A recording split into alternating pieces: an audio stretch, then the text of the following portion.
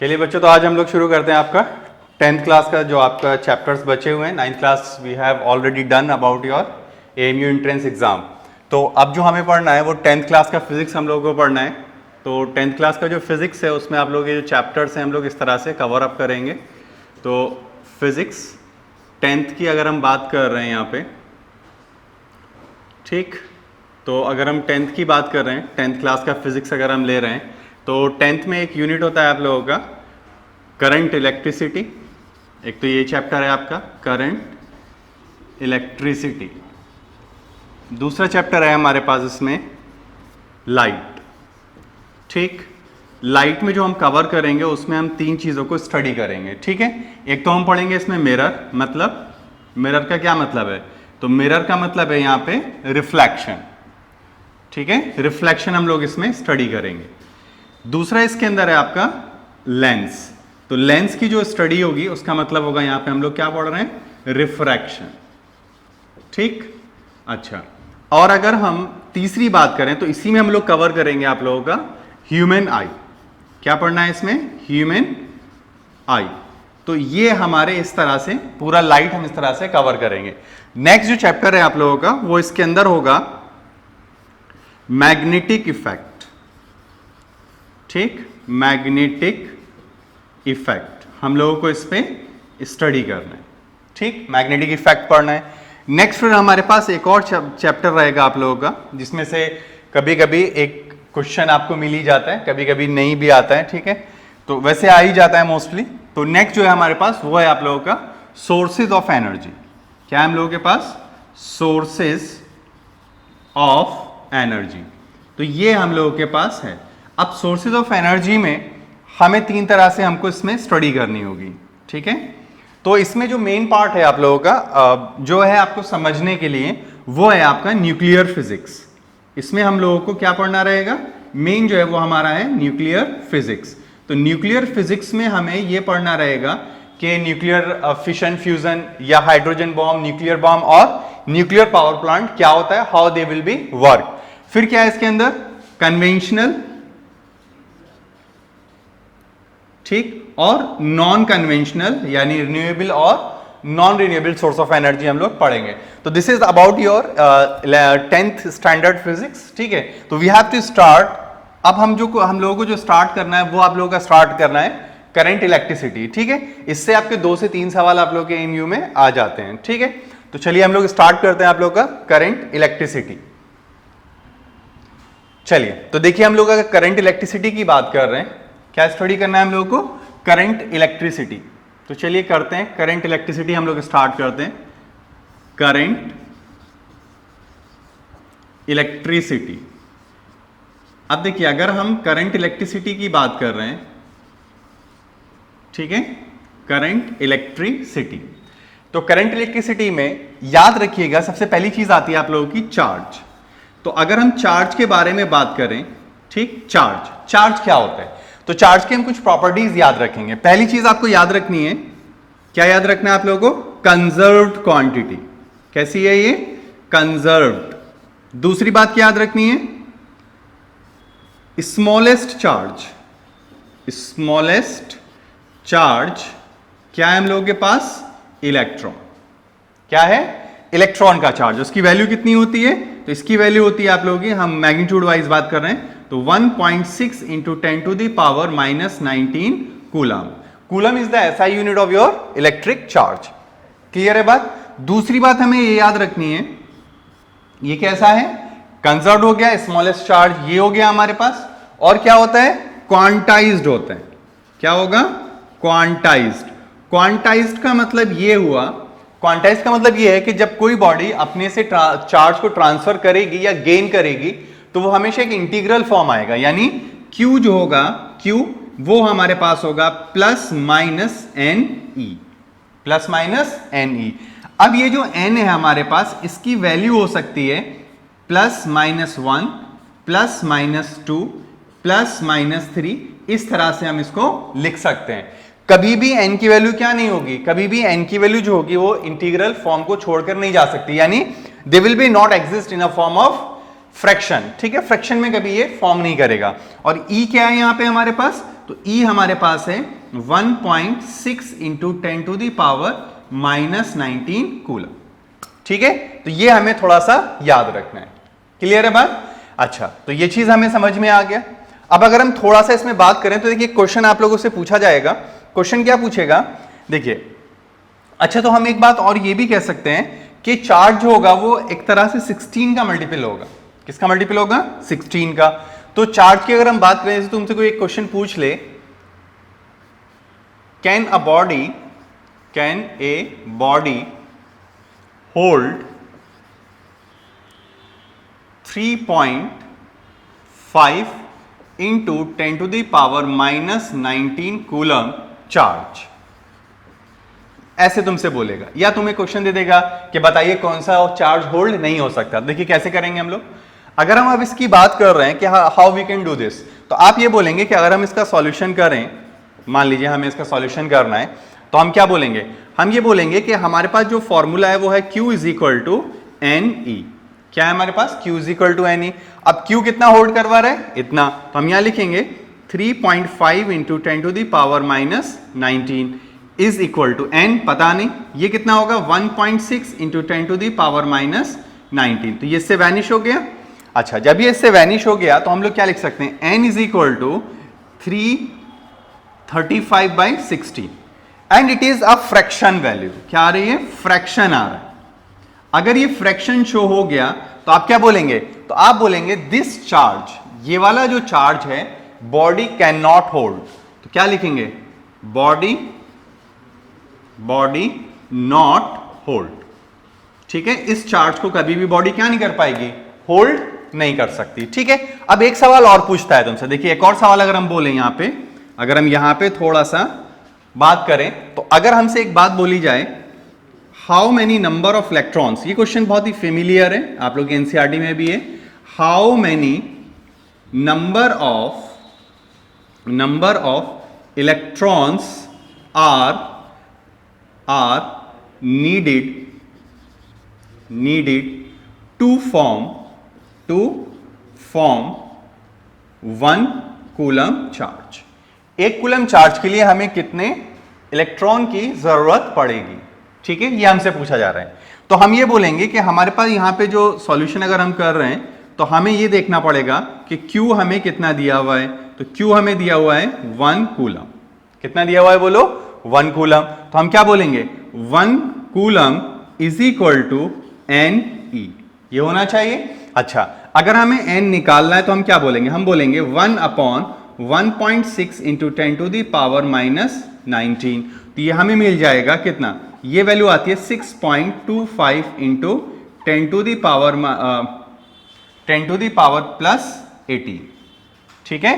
तो एक coulomb charge के लिए हमें इतनी जरूरत पड़ेगी। ओके, समझ में आ गई बात। चलिए आगे बढ़े अब।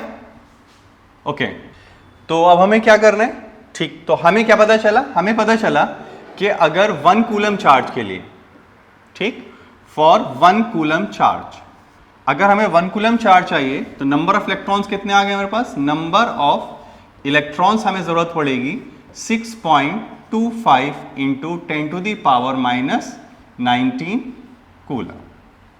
सॉरी, कितनी जरूरत पड़ेगी, तो हमें जरूरत पड़ने वाली है इस पे this into 10 to the power +18। तो इतने इलेक्ट्रॉन्स की हमें जरूरत पड़ती है, ठीक है। अब आगे बढ़े। अब देखिए टाइप्स ऑफ चार्जेस की अगर हम बात करें, ठीक, टाइप्स ऑफ चार्जेस, तो अगर हम टाइप्स ऑफ चार्जेस की बात कर रहे हैं तो हमारे पास जो चार्जेस होते हैं वो 2 तरह के होते हैं। कितनी तरह के होते हैं, 2। कौन कौन से होते हैं, देखिए, एक होता है +Q चार्ज और एक होता है -Q चार्ज। अगर आपसे कोई ये पूछ ले कि प्लस माइनस चार्ज किसने दिए थे, तो याद रखिएगा plus minus sign convention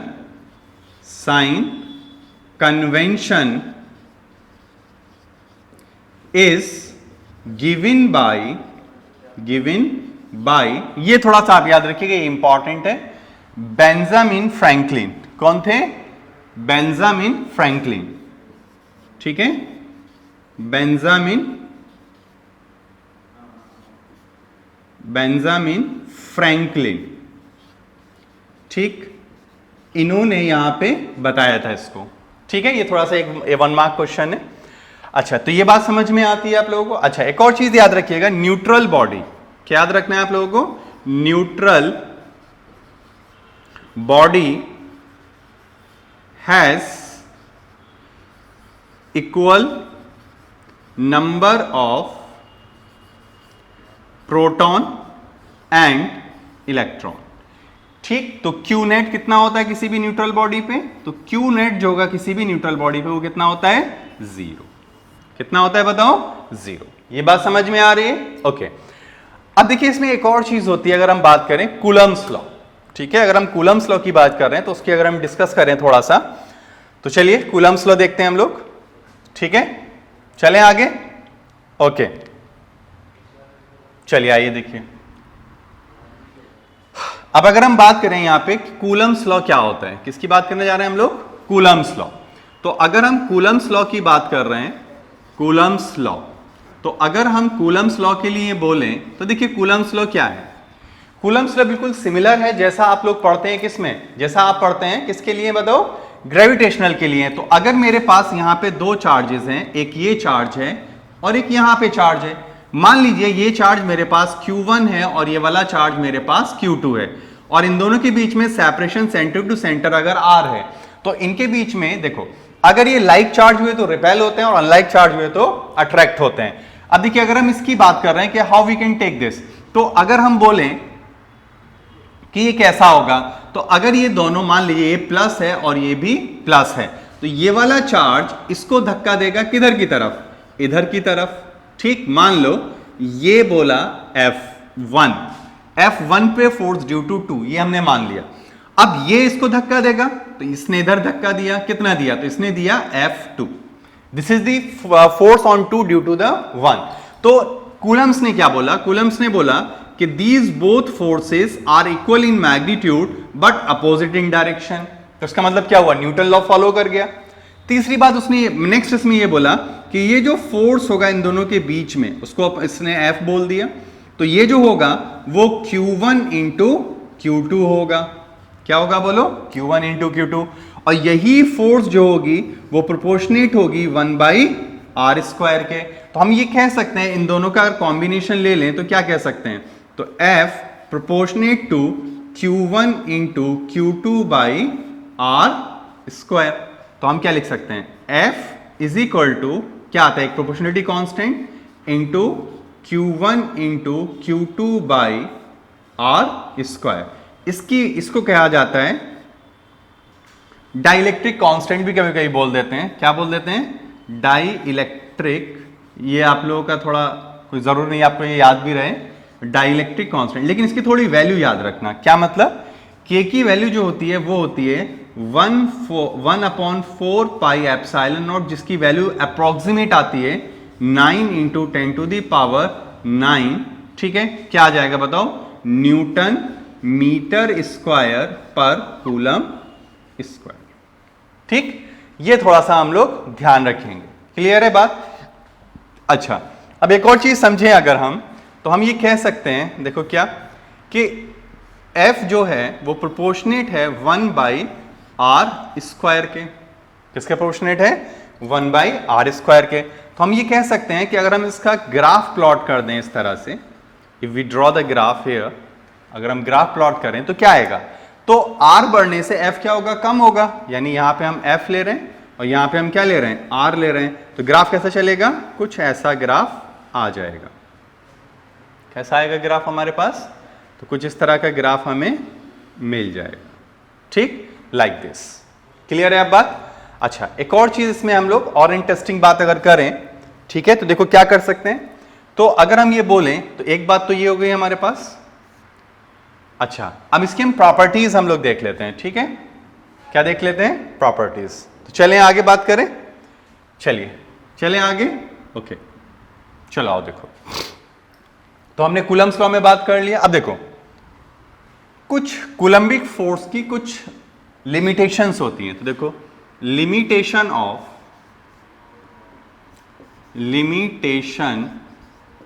of Coulomb's law, ठीक है, कूलम्स लॉ। अब इसकी लिमिटेशन क्या है? तो देखो, पहली चीज, separation between the charges is more than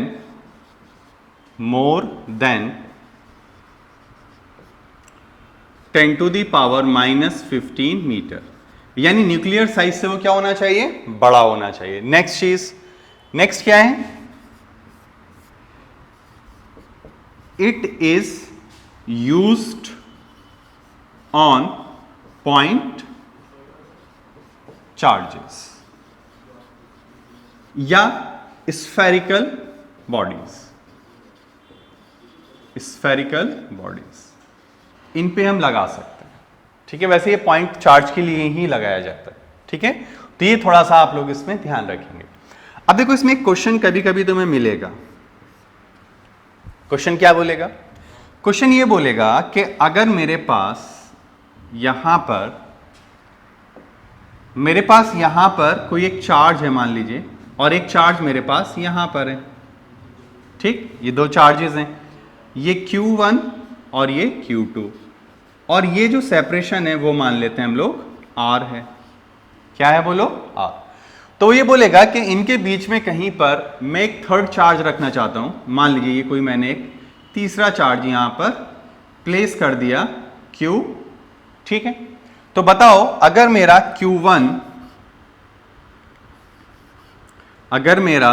Q1 जो है वो छोटा है Q2 से, तो where it should be placed. तो हम ये कह सकते हैं कि हमने इसको, मान लीजिए यहां से R तो नहीं, क्या ले लें फिर हम इसे, कुछ और ले लेते हैं। तो हम मान लेते हैं, चलिए हम इसको R नहीं ले रहे हैं, तो क्या ले रहे हैं हम इसको ले लेते हैं X। कितना ले लेते हैं? X। तो आपको कुछ नहीं करना है, बहुत ही सिंपल से निकाल लेना। ये ध्यान रखना, ये distance from the small charge होगा। ये क्या है? Distance from small charge. कहां से है ये? स्मॉल चार्ज से। तो कैसे निकालते हैं इसको? देखो, इसका निकालने का तरीका है कि अगर x तुम्हें निकालना है तो x इज इक्वल टू तुम्हें मिलेगा, क्या मिलेगा? x इज इक्वल टू, तो x इक्वल टू मिलेगा R upon under root Q2 upon Q1 plus 1। ये तुम्हें थोड़ा सा ध्यान रखना है। क्या रखना है? ध्यान। दूसरी बात, ये लाइक चार्जेस होंगे। कैसे चार्जेस होंगे? Like. It is most important. मैं इस पर न्यूमेरिकल अभी बना देता हूं तुम्हारे लिए। देखिए, ये बात समझ में आ रहा है? ओके, अब इस पर एक न्यूमेरिकल बनाते हैं। अच्छा, एक और चीज याद रखना, मैं यहीं कहीं पे नोट कर दे रहा हूं उसको, ठीक है। मैं यहीं कहीं पे नोट लिख दे रहा हूं, यहां लिख देते हैं। चलिए देखिए, यहां पे नोट। अगर हम यहां पे बात करें नोट, देखो, पहली चीज, अगर हमारे पास F E मतलब Coulombic force may be attractive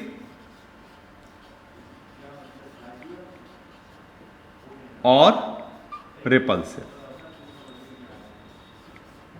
ठीक है, या तो अट्रैक्टिव होगा या रिपल्सिव होगा। और दूसरी बात करें तो क्या लिख सकते हैं कि अगर हमारा Q1 इंटू Q2, ठीक है, अगर ग्रेटर देन 0 हो जाए, क्या हो जाए बोलो? Greater than 0। तो हम ये कह सकते हैं कि अगर ये ग्रेटर देन 0 है हमारे पास, तो हम लोग क्या करें? तो हम लोग ये बोल सकते हैं कि अगर ये ग्रेटर देन 0 है तो याद रखिएगा फोर्स भी कैसी रहेगी? कैसी रहेगी? फोर्स भी पॉजिटिव। अगर फोर्स पॉजिटिव है तो कैसी होती है? रिपल्सिव। कैसी होगी बोलो? रिपल्सिव। ये बात क्लियर है? अच्छा, दूसरी बात हमें क्या याद रखना है इसमें? नेक्स्ट, तीसरी बात हमें याद रखनी है कि अगर Q1 into Q2 less than 0 हो गए, यानी कैसे हैं? अनलाइक चार्जेस, तो क्या होगा? फोर्स जो होगी, फोर्स, ठीक, ये जो फोर्स है हमारी वो भी लेस देन 0 हो जाएगी। और ये कैसे हो जाएंगे? अट्रैक्टिव। कैसे हो जाएंगे बोलो? अट्रैक्टिव। ठीक, ये हमें थोड़ा सा ध्यान रखना। अब हमें इस पे बात करनी है, ठीक है, how we can do this. इसका प्रॉब्लम कैसे निकालना है? बस एक बात ध्यान रखना है, यहां पे चार्ज बड़ा वाला आएगा और यहां पे चार्ज छोटा वाला आएगा। ठीक है, करें हम न्यूमेरिकल। आइए देखिए, अगर हम इससे न्यूमेरिकल की बात करें इस पे, तो देखिए हम लोग कैसे कर सकते हैं। तो क्वेश्चन हमें दिया गया, मान लीजिए जैसे ये दिया गया, एक क्वेश्चन तुम्हें दिया गया कि मान लो, ठीक है, हमारे पास यहां पे एक चार्ज है हमारे पास +4 कूलम, और एक चार्ज हमारे पास यहां पर है +1 कूलम, और ये लोग जो हैं वो यहां से सेपरेटेड हैं। ठीक है, तो यहां से सेपरेटेड है हमारे पास 3 मीटर। कितने सेपरेटेड है बताओ? 3 मीटर। ठीक है, these are separated of 3 metre.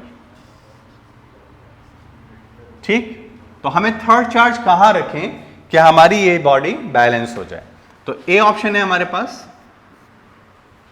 क्या ए ऑप्शन है हमारे पास? हमारे पास ए ऑप्शन है 1 मीटर, बी ऑप्शन है हमारे पास 2.5 मीटर, सी है हमारे पास 1.5 मीटर, और डी है हमारे पास 3 मीटर। बताओ कैसे निकालेंगे? करें, देखो आप ही बोलेंगे ठीक है, अब देखो इन दोनों में से छोटा कौन है, तो इसने छोटा बड़ा तो बोले नहीं, तो कोई एक ही ऑप्शन बोलेगा, या अगर बोल दे कि from the larger from the smaller, तो फिर आप छोटे से निकाल के वो निकाल लेंगे। तो अगर हम बोलें कि चलो ठीक है, अगर हम इसकी बात कर रहे हैं तो हम ये बोलें कि हमारा चार्ज, हमने क्यू चार्ज यहां पे रख दिया, और ये वाला सेपरेशन अगर हमारा x है, then how we can find the x? तो x के लिए हमें एक बात हमें याद होनी चाहिए, अंडर रूट तो नहीं था, क्या था पहले? तो पहले हमारे पास था, क्या था? तो पहले हमारे पास था r upon under root of बड़ा वाला चार्ज अपॉन छोटा वाला चार्ज और प्लस का 1, यही था। अगर हम इसकी बात कर रहे हैं तो अब बताओ मेरे पास r कितना है? तो r है मेरे पास 3, r कितना है मेरे पास? 3, और नीचे कितना आ रहा है? Root of 4 upon 1 plus 1। ठीक, तो ये 2 हो गया, 2 + 1 3, तो यानी कितना आ रहा है? 1 मीटर। कितना आ रहा है बोलो? 1 मीटर। तो which one is the right answer? 1 metre. अगर 1 मीटर नहीं दिया गया है तो कितना जाएगा? 2 मीटर। यानी अगर हम बात करें तो हम ये कह सकते हैं कि यहां से जो होगा हमारे पास वो कितना हो जाएगा? 2 मीटर का। क्लियर है बात? अच्छा, ये वाला सवाल हो गया। अब देखो इसमें एक और सवाल तुम लोगों से पूछ लेता है, समझ में आ गई ये बात? तो this is the right answer. ठीक है, अब एक और बात करते हैं। देखो एक सवाल क्या पूछेगा तुमसे, जैसे मान लो, चलो यहां पे हम एक और सवाल करते हैं। देखो अगर मुझे ये बोल दिया जाए कि हमारे पास यहां पे ऐसे बोला गया, उसने देखो क्या बोला हमसे, उसने ये बोला कि हमारे पास 2 चार्जेस थे, ये एक ये चार्ज है और एक यहां पे चार्ज है। मान लो कि ये किसी सेपरेशन पे थे, यहां Q1 था और यहां पे Q2 था, और ये R पे थे। उसने बोला कि मैंने इनके सेपरेशन को, अगर if the separation R dash will become 1 upon NR, तो बताओ अब नया फोर्स कितना हो जाएगा? तो देखो इसमें कुछ नहीं करना था, अगर चार्ज में कुछ नहीं कर रहा है वो, तो आप ये लिखेंगे F new upon F original, जो भी इज इक्वल टू, यहां पे आ जाएगा, क्या आ जाएगा? R ओरिजिनल, ठीक है, R अपॉन R न्यू, क्या आ जाएगा? R new. इसका क्या कर देंगे हम लोग? Whole square. This is direct hitting question, एकदम डायरेक्ट निकाल के हम कर सकते हैं। ठीक है, ये वाला क्वेश्चन समझ में आ रही है बात? अब बना के देखें इसको। आइए देखिए, 1 अपॉन n टाइम, मतलब n टाइम्स कर दिया, तो इस तरह से हम उसको निकालेंगे। करें, चलो एक न्यूमेरिकल इसमें बनवा के दिखा देते तुम्हें। देखो कैसे करना है, समझना। अगर हम इसकी बात करें कि भाई कैसे करना है हम लोगों को, तो हमने ये बोला, क्वेश्चन में यहां दे रहा हूं, the separation between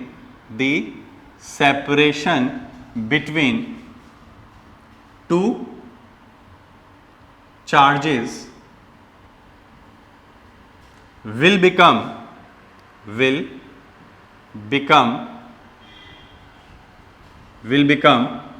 8 times. Then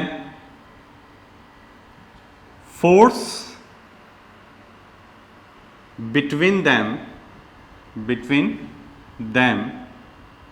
is, ठीक, ए ऑप्शन 8 टाइम्स,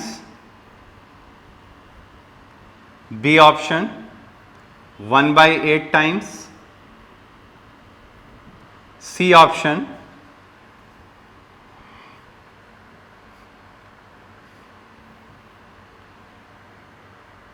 है हमारे पास 64 टाइम्स,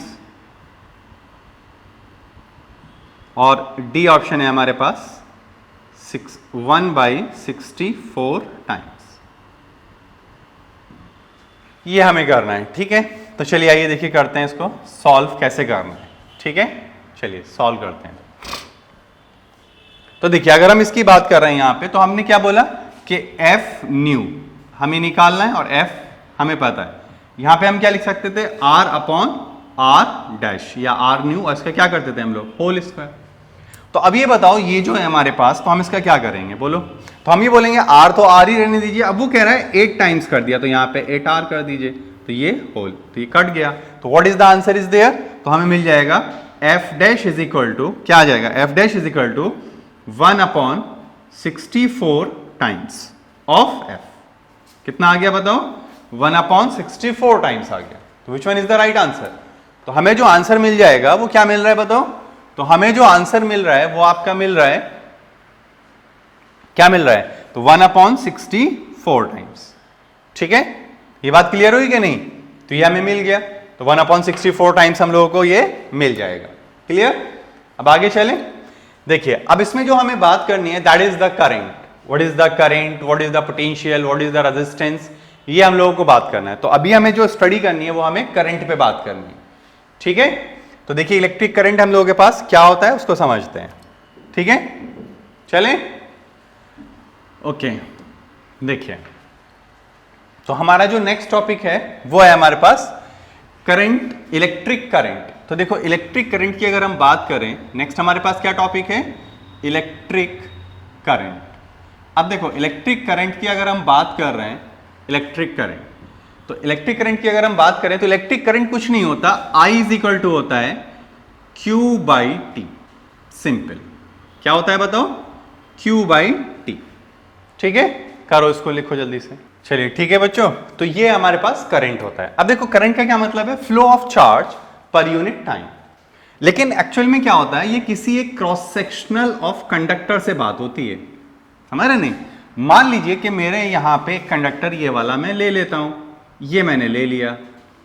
ठीक है, अगर ये हमने ले लिया, यहां पे देखो ये हमने ले लिया, तो अगर इस क्रॉस सेक्शनल का मैं ये बोलूं कि ये ए है, तो मुझे ये पता करना होगा कि 1 सेकंड में इधर से इधर कितने इलेक्ट्रॉन जंप कर रहे। ठीक, तो मैं ये कह सकता हूं कि I जो होगा वो मेरे पास क्या होगा, वो होगा NE/T। क्या होगा बताओ, NE/T। और यही किसके बराबर होगा, Q/T। तो ये हम लोग इसके बारे में भी बोल सकते हैं। क्लियर है बात। अच्छा, दूसरी बात क्या है, स्केलर क्वांटिटी। क्या है ये, it is a scalar quantity. कैसी क्वांटिटी है बोलो, स्केलर। क्यों है स्केलर, जबकि इसके बाद डायरेक्शन भी है, मैग्नीट्यूड भी है। एक्चुअली में क्या है कि ये वेक्टर एडिशन लॉ को फॉलो नहीं करेगा। ठीक है, अच्छा अब और क्या बात करें इसमें, SI यूनिट। तो SI यूनिट जो है, SI यूनिट वो है इसका एम्पियर। क्या है बोलो, एम्पियर। ठीक, इन शॉर्ट हम किसको दिखाएंगे, इससे ए से। क्लियर है बात। चलिए आगे बढ़े हम। ओके, अब देखिए हमारे पास एक चीज होती है पोटेंशियल।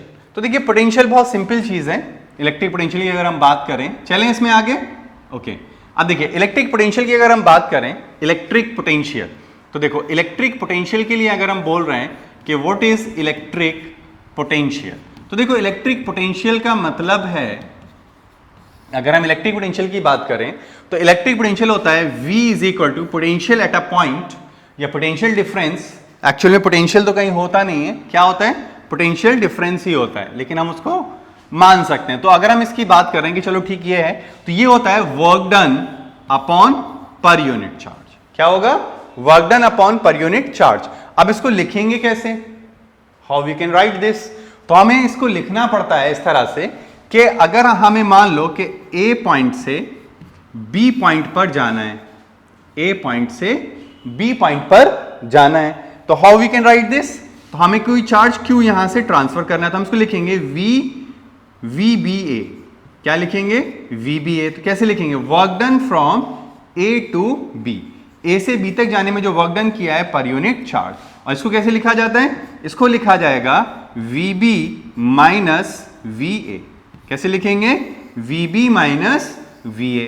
अब देखो how we can define the potential. तो देखो आपके बुक्स वगैरह में लिखा होगा एक डेफिनेशन, मैं यहां बताता हूं कि मान लो कि अगर हमारे पास यहां पे कोई पॉइंट है A और एक चार्ज मेरे पास यहां पे रखा हुआ है, मान लीजिए दिस इज द चार्ज जिसकी वैल्यू है Q0, ठीक है, और ये इंफिनिटी पर है। तो अगर मैं इसको यहां से ऐसे लेकर आऊं यहां तक, तो how much work has to be done. तो यहां पे यहां तक लाने के लिए मुझे वर्क जो करना पड़ेगा W infinity to A upon Q0। तो मैं क्या लिखूंगा इसको? इसको लिखूंगा VA इंफिनिटी, जैसे मैंने यहां लिखा VBA। सही है। तो अगर हम इसकी बात करें तो how we can write this, तो हम इसको लिख सकते हैं VA minus V infinity is equal to, क्या बोलेंगे बताओ? Work done from infinity to A divided by Q0। Then how we can write V at A, क्योंकि याद रखिएगा इंफिनिटी पर इलेक्ट्रिक पोटेंशियल कितना होता है? 0। तो हम लिख सकते हैं V is equal to work done upon charge. कैसी क्वांटिटी होती है ये? स्केलर। मैं यहां लिख दे रहा हूं, it is a scalar quantity. कैसी क्वांटिटी है बोलो? Scalar quantity. ओके, चलो ये बात भी सही है। अगर ये स्केलर क्वांटिटी है तो इसकी यूनिट क्या होती है? तो याद रखिएगा यूनिट इसकी होती है, ठीक है, यूनिट उसकी होती है SI यूनिट इज वोल्ट। ठीक, तो अगर हम बोलें कि 1 वोल्ट का क्या मतलब है? किसका? 1 वोल्ट। 1 वोल्ट का मतलब है 1 जूल एनर्जी पर कूलम चार्ज, पर कूलम चार्ज 1 जूल पर कूलम। ठीक है, तो ये बात समझ में आ गया। अच्छा, अब इसमें एक और चीज तुम लोगों को पढ़ना होता है, that is your Ohm's law. तो चले अब ओम्स लॉ की तरफ। आइए देखिए, अगर हम ओम्स लॉ की बात कर रहे हैं, what is the Ohm's law, तो देखिए अगर हम ओम्स लॉ की बात करें कि ओम्स लॉ क्या होता है, तो देखिए ओम्स लॉ जो है हमारे पास, ओम्स लॉ, ठीक, तो ओम्स लॉ ये कहता है कि अगर हमारे पास कोई इस तरह का कंडक्टर है, दिस इज द कंडक्टर, ये कंडक्टर है अगर हमारे पास, और इसके अंदर इस तरह से करंट कोई फ्लो कर रहा है, ठीक, ऐसे देखिए करंट तभी फ्लो कर सकता है जब पोटेंशियल डिफरेंस होना चाहिए। पानी का फ्लो करता है एक जगह से दूसरी जगह, पोटेंशियल डिफरेंस होना चाहिए। तो अगर हम यहां पे बात कर रहे हैं, तो अगर मेरे पास ये मान लीजिए V1 है और ये मान लीजिए मेरे पास V2 है, then how we can find, तो जब V1 V2 से बड़ा होगा तो क्या मिलेगा हमें? डेल्टा V से बोलते हैं पोटेंशियल डिफरेंस, तो क्या लिखेंगे? V1 minus V2। तो यानी हम ये कह सकते हैं, अगर हम इसको V डेल V बोल दें, तो हम ये बोलें कि इसके अक्रॉस एक पोटेंशियल डिफरेंस V अप्लाई कर दें, देन व्हाट विल हैपन, तो हम क्या बोलेंगे? तो हम बोलेंगे कि V is directly proportional to I, V is directly proportional to I। तो अगर हम इसकी बात करें तो V is equal to R into I into I। This is Ohm's law. इसी क्या कहते हैं हम लोग? ओम्स लॉ कहते हैं। स्केलर फॉर्म है ये, वेक्टर फॉर्म को पढ़ना भी नहीं है। तो ये आ गया हमारे पास। तो ये जो R है हमारे पास, ये क्या है? तो इसको बोलते हैं V बाई I, और इसका नाम है रेसिस्टेंस। क्या है? रेसिस्टेंस। ये बिल्कुल वैसे ही काम करता है जैसे कि फ्रिक्शन में, जैसे कि लीनियर मोशन में फ्रिक्शन काम करती है। ठीक है, it opposes flow of charge. क्या लिख लें, चलो इसको बाद में पढ़ लेते हैं। ये बात समझ में आ गया? ओके, क्लियर है बात? रेजिस्टेंस होता है, ठीक है, ओके। अब देखो, आपसे कोई पूछे कि जब चार्ज बढ़ेगा, जब पोटेंशियल बढ़ेगा तो करंट भी बढ़ेगा, बिल्कुल सही है। तो क्या पोटेंशियल, ये इलेक्ट्रिक करंट बढ़ेगा, वो इलेक्ट्रिक रेजिस्टेंस, तो याद रखिएगा रेजिस्टेंस, ये ध्यान रखिए, बहुत इंपॉर्टेंट है, resistance independent to the V and I, V and I, ये इस पे डिपेंड नहीं करता है, ये आप अपने दिमाग में बैठा लीजिएगा। क्लियर है अब बात? अच्छा, अब देखो इसमें एक और चीज अगर हम डिस्कस करें तो देखो, एक और चीज अगर हम डिस्कस कर रहे हैं तो जरा यहां पे ध्यान से देखो। अगर हम ये बोलें तुमसे कि ठीक है, तो हम अगर ये कहें कि अगर मैं V versus I graph plot कर रहा हूं, ये देखो ये V हो गया मेरे पास और ये I हो गया, मान लो ये ग्राफ आ गया मेरे पास। तो अगर मैं बोलता हूं कि यहां पे थीटा है और यहां पे, अगर मैं इस तरह से ले लूं तो ये मेरा कोई वैल्यू होगा मान लो V1, और यहां पे कोई वैल्यू होगा मान लो V2, यहां पे कोई करंट होगा I1 और यहां पे कोई करंट होगा I2। तो अगर हम अब ये बोलें कि यहां पे ये देखो, तो यहां पे अगर कोई एंगल थीटा है मेरे पास, तो what is this? This is delta V, V2 minus V1, and what is this? Delta I, I2 minus I1। तो हाउ वी कैन राइट? तो स्लोप क्या लिखेंगे हम इसका? अगर हम स्लोप की बात कर रहे हैं तो slope can be write as change in ordinate divided by change in abscissa. याद है जब मैं आपको काइनेमेटिक्स यानी आपको लीनियर मोशन वगैरह जब पढ़ा रहा था मोशन, तो अब मैंने ये चीजें आपको समझाई थी, मैंने बोला था स्लोप को ध्यान रखिएगा। तो ये आ गया मेरे पास। तो अब मैं ये कह सकता हूं ये तो R है मेरा, इसका मतलब स्लोप जो होगा क्या होगा? Slope of this V by I, तो वो क्या होगा? रेसिस्टेंस। ये थोड़ा सा याद रखिएगा। अब देखो इसमें न्यूमेरिकल कैसे बनाएगा, न्यूमेरिकल आपको कैसे बना के देता है, ये बात समझ में आ गई? ओके, आगे बढ़े। ओके, देखो अब अगर इसमें और थोड़ी सी हम बात करें तो आपको ये थोड़ा सा याद रखना पड़ेगा कि अगर हम ये बोल रहे हैं कि अगर हम ये बोल दें कि चलो ठीक है वो सारी चीजें तो सही हैं हमारे पास, अगर हमारे पास ऐसे आ जाए कि ठीक है ये चीज तो था ही हमारे पास, तो ये थोड़ा सा याद रखिएगा कि ये जो चीज होती है, ये देखिए ये V और ये I, तो अगर मैं ऐसे बना दूं तो ये जो स्ट्रेट लाइन होती है ये मुझे क्या कहलाती है? Ohmic resistance. क्या कहलाएगी बोलो? Ohmic resistance. ये आपको ध्यान रखना है। अगर स्ट्रेट लाइन है, दिस इज थीटा, और टेन थीटा यहां पे क्या होगा? जल्दी बोलो, R। क्या होगा टेन थीटा? R। ठीक। दूसरी बात, अगर कभी ग्राफ ऐसा मिल जाए,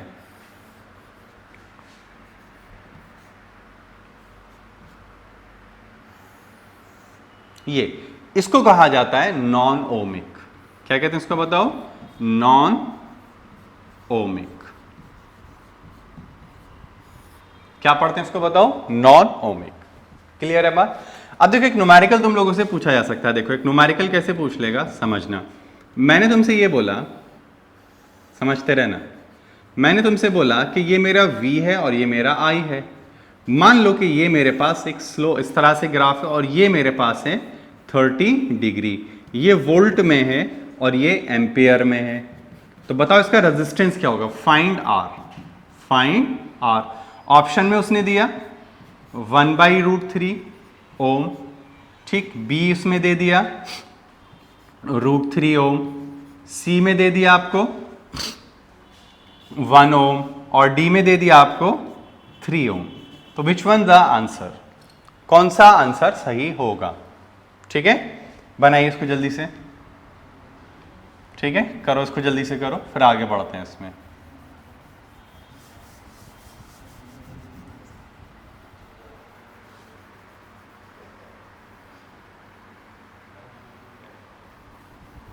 बताइए how we can do this, बोलो।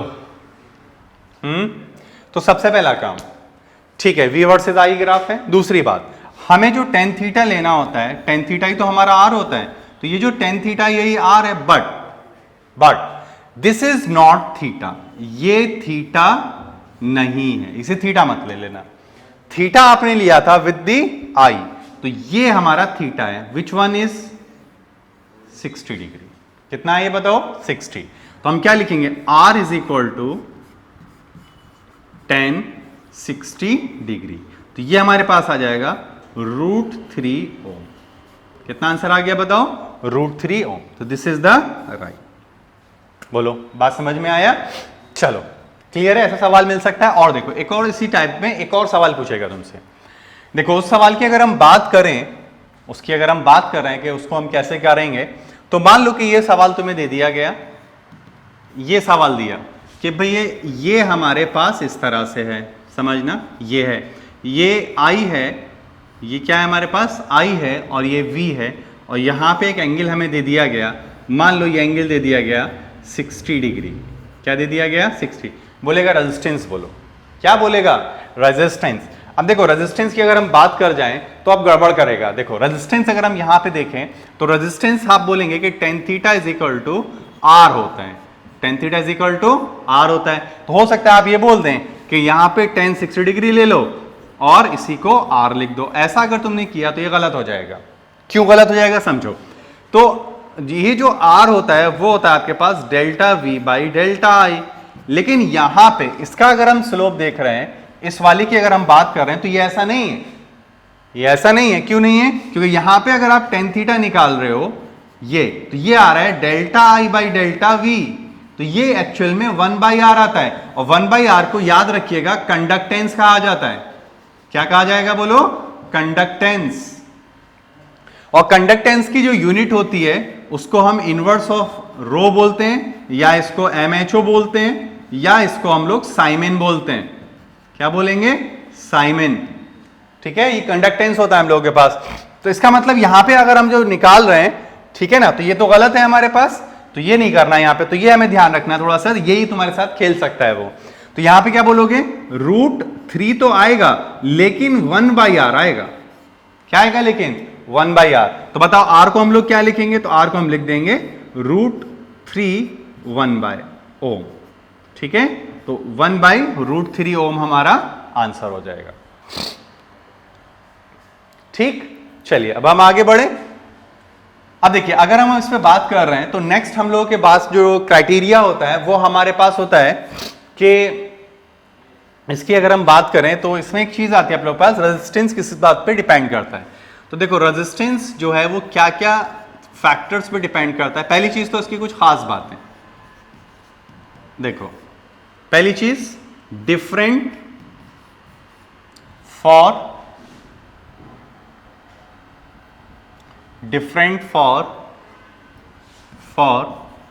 Different material.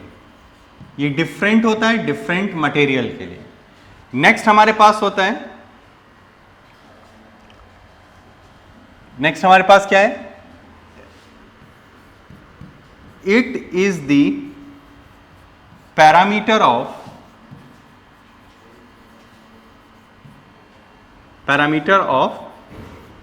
कंडक्टर।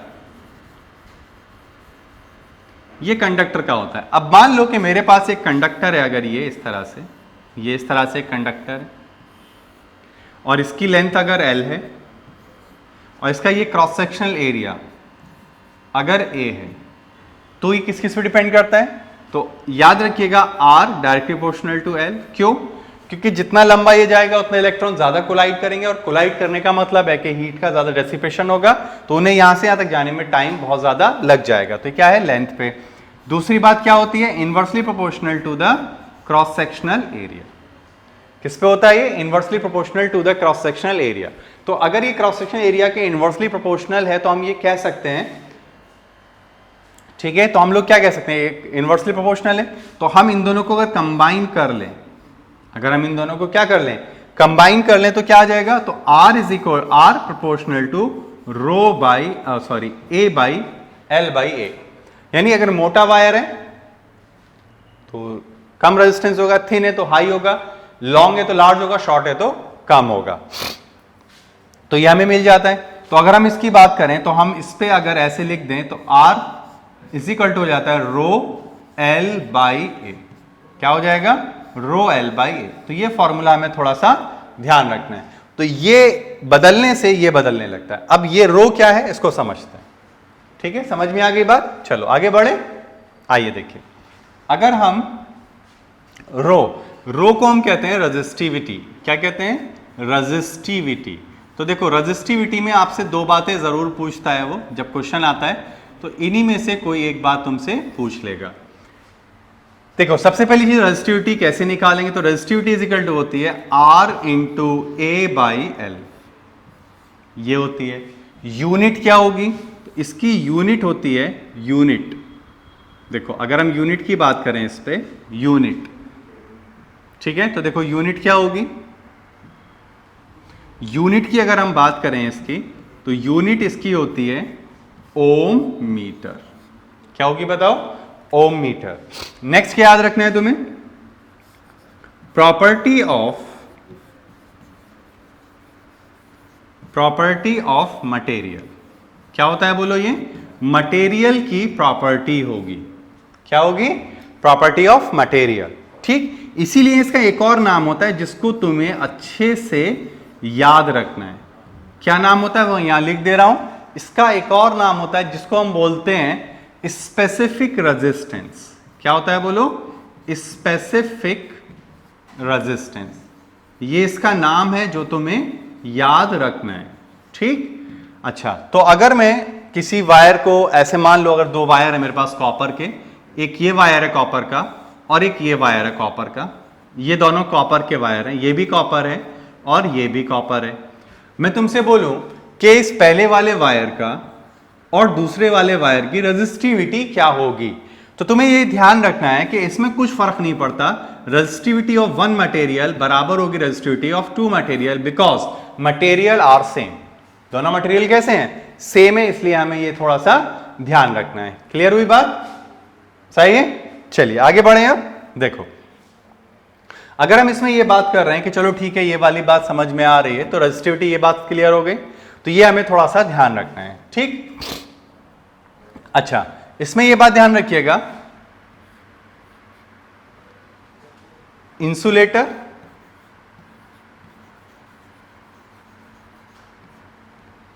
ठीक, इंसुलेटर, सेमीकंडक्टर यानी मेटलॉइड्स, सेमीकंडक्टर और उनसे सबसे कम कंडक्टर जैसे मेटल वगैरह होते हैं। तो ये ऑर्डर जो है वो रो क्या कर रहा है? डिक्रीज कर रहा है। क्या कर रहा है बताओ? रो डिक्रीज कर रहा है। ठीक, क्लियर है बात? चलिए आगे बढ़े। अब आइए देखिए, देखो अब और इस पर थोड़ा सा डिस्कस करना चाहें तो हम लोग ये कह सकते हैं कि अब जो हमारी चीज है वो हमें डिपेंड करना है कि कनेक्शन, यानी हमें कनेक्शन कैसे करने होते हैं। तो देखो, कनेक्शंस हमारे पास दो तरह के होते हैं, सीरीज और पैरेलल। तो अगर हम सीरीज पैरेलल की बात कर रहे हैं, सीरीज और पैरेलल, तो पहले अगर हम सीरीज की बात करें, सीरीज कनेक्शन, तो देखो सीरीज कनेक्शन की अगर हम बात करें, इसमें सीरीज कनेक्शन, तो देखो अगर हम सीरीज कनेक्शन की बात कर रहे हैं तो सीरीज कनेक्शन में क्या होगा हमारे पास कि हम रजिस्टर्स को एंड टू एंड कनेक्ट करते हैं। ये कनेक्ट कर दिया, फिर ये एक हमने कनेक्ट कर दिया, फिर एक और हमने कनेक्ट कर दिया,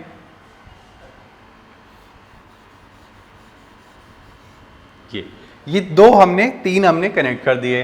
तो ये मान लो R1 है, ये मान लो R2 है और ये मान लो R3 है। सही है? तो अगर हमारे पास ये चीज है तो हमें क्या ध्यान रखना है? देखो, हमें इसमें R इक्विवेलेंट निकालना होता है, तो R इक्विवेलेंट इसका बहुत आसानी से निकल जाता है। क्या होता है बताओ? तो R इक्विवेलेंट होता है R1 plus R2 plus R3। इस तरह से हम इनको जोड़ देंगे। पहली चीज तो ये हो गई। दूसरी चीज, इट ऑफर हाई रेजिस्टेंस। कैसा करता है? हाई रेजिस्टेंस ऑफर करेगा। चलिए ये बात भी ठीक है, बहुत ज्यादा रेजिस्टेंस आ जाता है। नेक्स्ट क्या याद रखनी है? Current is same, current is same through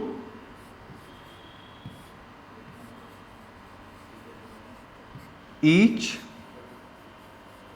resistance, यानी हर रेजिस्टेंस के थ्रू क्या होगा? सेम होगा। दूसरी चीज, पोटेंशियल डिफरेंस इज डिफरेंट, लेकिन सम सबके सप्लाई की ही बराबर होगा। ये बात क्लियर है? आगे बढ़े हैं। देखो, अगर हम इसमें और बात करें, जैसे हमारे पास मान लीजिए ये कनेक्शन है, ये, और हमने इस पे पोटेंशियल डिफरेंस अप्लाई कर दिया। क्या अप्लाई कर दिया? पोटेंशियल डिफरेंस, ये रहा। ठीक, कोई बैटरी या इस तरह से हमने कोई चीज लगा दी, ये हमने लगा दी। और मान लो कि ये हमारे पास V है, ये मान लेते हैं R1 है, ये मान लेते हैं R2 है, और ये मान लेते हैं हम लोग R3 है। तो इसके अक्रॉस मान लीजिए V1 ड्रॉप हुआ, इसके अक्रॉस V2 ड्रॉप हुआ, और इसके अक्रॉस V3 ड्रॉप हुआ। अब मान लेते हैं कि इसमें एक करंट फ्लो कर रहा है, तो करंट कितना फ्लो कर रहा होगा? I। तो आपसे पूछेगा V1 बताओ, V2 बताओ, V3 बताओ, V1, V2, V3। तो इसमें अगर हम निकालना चाहें तो हम कैसे निकालेंगे? तो हम ये बोलेंगे कि इसमें जो V1 होगा हमारा, V1 क्या होगा बताओ? ये और इसके अक्रॉस करंट, यानी क्या आ जाएगा? R1 इंटू I, और I क्या होगा पता है? I क्या होगा बोलो? R1 into V upon summation of R1 plus R2 plus R3। यही होगा हम लोगों के पास। ठीक, तो ये हमारे पास आ जाएगा। ठीक है, तो ये R1 हो गया और ये हमें मिल जाएगा। ठीक, इसी तरह से बताओ V2 कैसे निकालोगे? तो simply R2 upon R1 plus R2 plus R3 into V। तो इस तरह से हम इसको निकाल पाएंगे। ये बात क्लियर हुई कि नहीं बताओ? पक्का? चलिए, तो इसे वोल्टेज डिवाइडिंग रूल कहते हैं। यहां पे क्या हो रहा है? वोल्टेज डिवाइड होता है। लेकिन एक बात ध्यान रखिएगा, V जो होता है बैटरी का, ठीक है, वो बराबर होता है V1 plus V2 plus V3। ये तीन चीजें हमें क्या करनी है? याद रखनी है। ये तीन चीजें हमें याद होनी चाहिए। चलिए ठीक है, ये तीन चीजें हमें याद होनी चाहिए। क्लियर है अब बात? ओके, तो अब हमें क्या बात करना है? अब हमें बात करना है पैरेलल कनेक्शन। तो देखो, अगर हम पैरेलल कनेक्शन में बात करें, पैरेलल, तो देखो अगर हम पैरेलल की बात कर रहे हैं, पैरेलल कनेक्शन,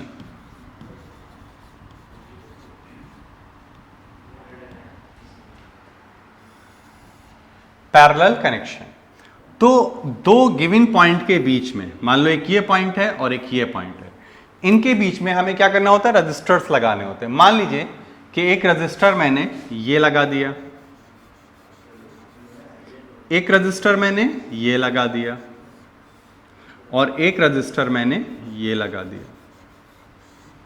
ये तीन रजिस्टर्स मैंने कनेक्ट कर दिए, और मान लीजिए कि इनका जो है अब वो मेरे पास वैल्यू है, मान लो ये है R1, ये है R2 और ये है R3, और इसमें कोई करंट फ्लो कर रहा है मान लीजिए I, और यहां पर कोई मेरी पोटेंशियल डिफरेंस लगी हुई है V। कितनी लगी हुई है? V। तो याद रखिए, इसके अक्रॉस भी V होगा, इसके अक्रॉस भी V होगा, इसके अक्रॉस भी V होगा।